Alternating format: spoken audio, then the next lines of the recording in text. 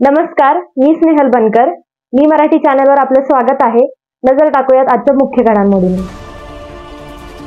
हल्ला बोल हल्ला बोल हल्ला बोल बोल दलित हल्ला बोल हल्ला बोल हल्ला बोल बोल मुस्लिम हल्ला बोल हल्ला बोल हिंदू हल्ला बोल संविधान लेके हल्ला बोल चेना लेके. ही आपल्या महाराष्ट्राच्या पुरोगामी महाराष्ट्राची अत्यंत शोकांतिका आहे की आपल्या पुरोगामी महाराष्ट्रामध्ये फुले शाहू आंबेडकरांच्या महाराष्ट्रामध्ये जाणीवपूर्वक सरकारच्या वतीने त्यांचाच एक आमदार तो दीडपुट्या निलेश राणे यांनी जाणीवपूर्वक तो भोंदू हरामगिरी महाराजाच्या समर्थनार्थ अशी घोषणा केली, चेतावणीखोर अशी केली की मस्जिद मध्ये घुसून आम्ही मारू. या विरोधामध्ये आझाद समाज पार्टीच्या वतीने आम्ही लष्कर पोलीस स्टेशन येथे जे पश्चिम महाराष्ट्र अध्यक्ष आहेत IT बाई शेख यांच्या वतीने गुन्हा दाखल करण्यासाठी रीतसर फिर्याद घेऊन पोलीस स्टेशनला गेलो. परंतु त्या लष्कर पोलीस स्टेशन जे वरिष्ठ पोलीस अधिकारी सिनियर साहेब असतील, त्यानंतर ACP साहेब आले, DCP साहेब आले, ऍडिशनल CP साहेब आले, तरी देखील त्या हरामखोर नितेश राणेच्या कोण नारायण राणेचा पोरगा आहे नितेश राणे याच्या विरोधात फिर्याद त्यांनी घेतली नाही. उलट आमचाच आवाज दाबण्याचा, दडपशाही करण्याचा प्रयत्न केला. नंतर त्यांनी आम्हाला विनंती केली की आम्ही सदरील गुन्ह्यामध्ये चौकशी करून 24 तासाच्या आतमध्ये निर्णय देऊ, गुन्हा दाखल करू. त्यानंतर आम्ही त्यांना विनंती केली की सदरील बाब तुम्ही जे आम्हाला सांगताय 24 तासाच्या आतमध्ये आम्ही गुन्हा दाखल करतो, तसं लेखी अथवा व्हिडिओच्या स्वरूपामध्ये द्या. त्यांनी ते सुरुवातीला मान्य केले, परंतु ज्यावेळेस व्हिडिओ देण्याची वेळ आली सिनियर PI यांनी नितेश राणेचं नाव देखील घेण्यास त्यांची हिंमत झाली नाही. म्हणून आम्ही तो निवेदन त्यांच्या समोर फाडून टाकला आहे. कारण आम्हाला जर त्या संबंधित अधिकारी ज्या ठिकाणी आम्ही न्याय मागण्यासाठी जातोय तो जर सक्षम नसेल, तो आरोपीचं नाव जर घेत नसेल, तर ह्याचा अर्थ तो किती हतबल आहे. गृहमंत्री यांनी विचार केला पाहिजे की CRPC IPC का फक्त अल्पसंख्याकांचा आवाज दाबण्यासाठी आहे का? चेतावणीखोर भाषण देऊन देखील त्याच्यावरती कुठलीही कारवाई झाली नाही. पोलिसांचं सांगणं आलं की त्याच्यावरती नगरला कुठं काय गुन्हा दाखल झाला.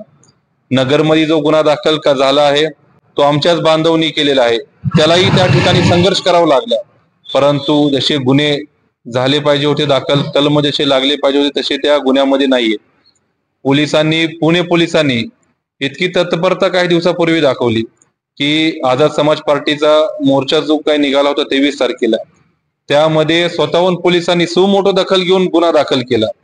परंतु आज दुर्दैव आहे पुणे पोलिसांचं, महाराष्ट्राचं, की आम्हाला संघर्ष करावा लागतोय. तरी आझाद समाज पार्टी मागे हटणार नाही. जोपर्यंत तो हरामखोर नितेश राणेवर गुन्हा दाखल होऊन अटक होत नाही तोपर्यंत आमचा संघर्ष लढा सुरू राहील. आता गुन्हा दाखल झालाय की काय? पोलिसांनी फक्त आमची तक्रार स्वीकारली आहे, गुन्हा दाखल झालेला नाही.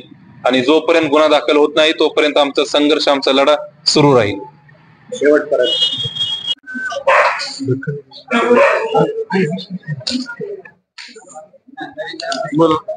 आज आपण आझाद समाज पार्टीतर्फे जे निवेदन देण्यात आलंय व संबंधितांवर कारवाई करण्याबाबत जे आपण पोलीस स्टेशनला अर्ज दिलाय त्यावर 24 तासाच्या आत निर्णय घेण्यात येईल व योग्य ती कायदेशीर कारवाई करण्यात येईल.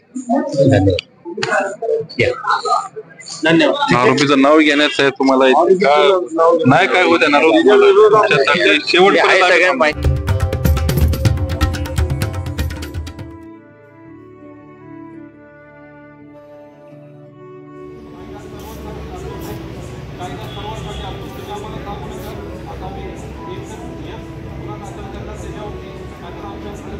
तौसीफ से आगे बढ़ो, हम तुम्हारे साथ हैं, आगे बढ़ो, हम तुम्हारे साथ हैं. नहीं चलेगी, नहीं चलेगी, दादाशाही नहीं चलेगी, नहीं चलेगी, नहीं चलेगी, दादाशाही नहीं चलेगी.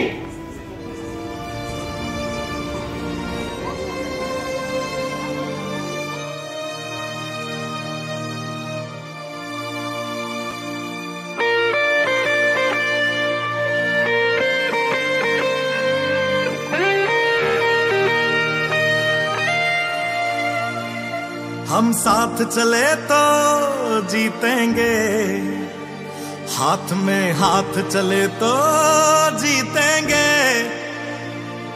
हम साथ चले तो जीतेंगे, हाथ में हाथ चले तो जीतेंगे।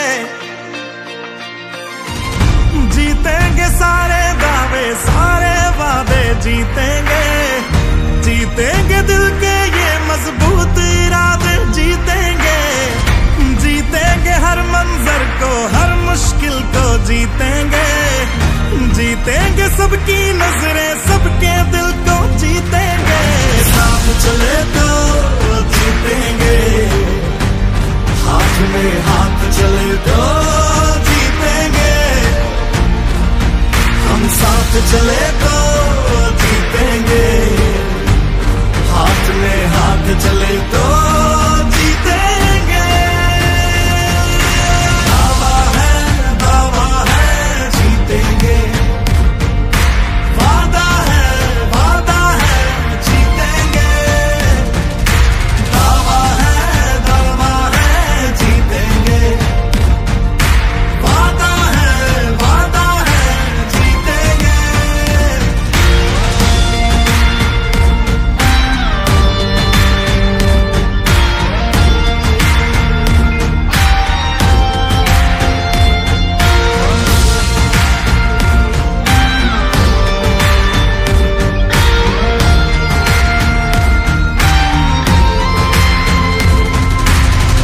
तुम और मैं अगर हम हो जाएं तो ही बस हम जीतेंगे, वरना जीते भी तो अंदर अंदर बस गम जीतेंगे।